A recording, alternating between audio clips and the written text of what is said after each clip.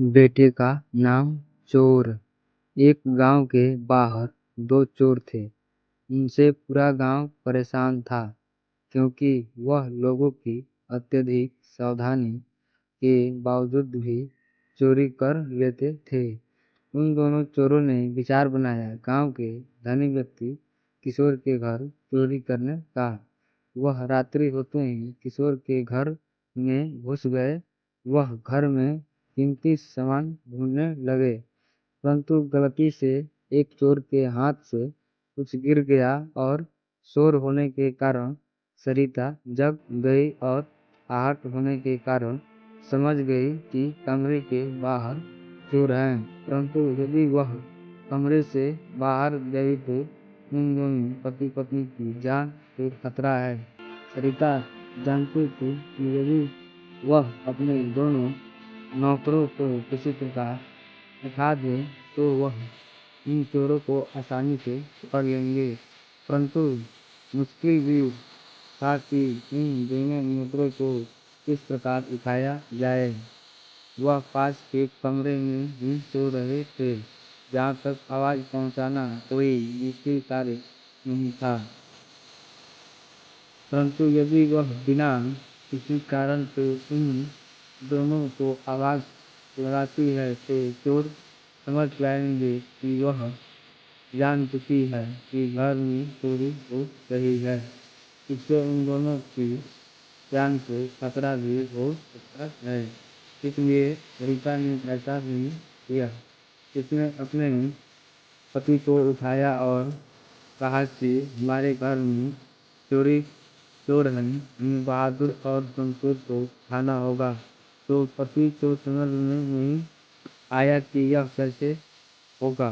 चोर कमरे के बाहर तक पहुंच चुके थे, जिससे दोनों की जान को भी खतरा था।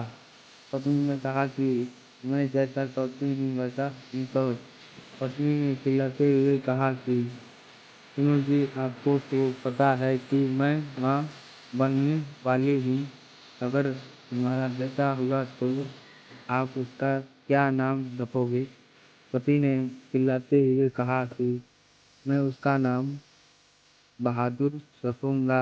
फिर पत्नी ने जोर आवाज में कहा कि आपका अगर दूसरा बेटा हुआ तो आप उसका क्या नाम रखेंगे? पति ने चिल्लाते हुए कहा कि शमशेर नाम रखूंगी।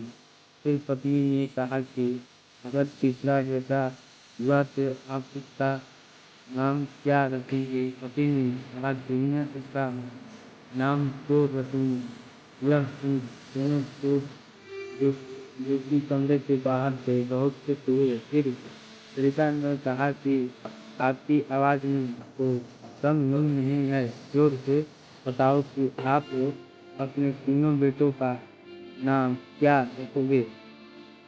किशोर ने जोर से चिल्लाते हुए बताया कि बहादुर, शमशेर, चोर।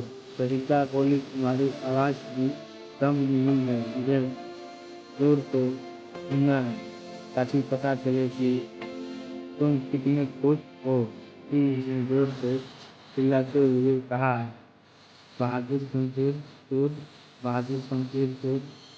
यह सुन बहादुर और किशोर और मालिक के कमरे की तरफ भागे। उन्होंने बाहर चोरों को देखा और उन्हें पकड़ लिया।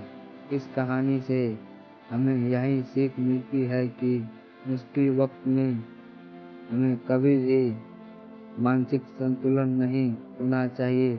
ऐसा करना एक बड़ी समस्या को आमंत्रण देने जैसा है। मुश्किल समय में हमें अपनी मानसिक स्थिति पर नियंत्रण बनाए रखना चाहिए। ऐसा न करने से हमें बड़ी समस्याओं का सामना करना पड़ सकता है।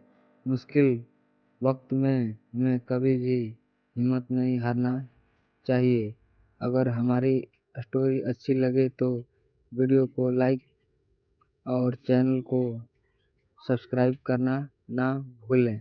धन्यवाद। मिलते हैं नेक्स्ट वीडियो में, तब तक के लिए धन्यवाद।